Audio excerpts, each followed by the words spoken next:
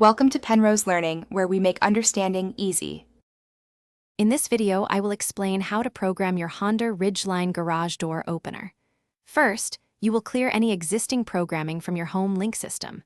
Next, you will train a home link button using your garage door remote. Finally, for rolling code systems, you will synchronize the home link with your garage door opener unit. This process is straightforward and ensures your opener works reliably. To begin, clear any old programming from your home link system. Locate the two outer home link buttons in your Ridgeline. Press and hold both of these buttons at the same time. Keep holding them until you see the home link indicator light flash rapidly. This quick flash confirms that all previous settings have been successfully erased. Now, let's train a home link button with your garage door remote. Position your garage door remote control about 3 inches away from the home link button you wish to program. Simultaneously press and hold both the remote's button and the chosen home link button.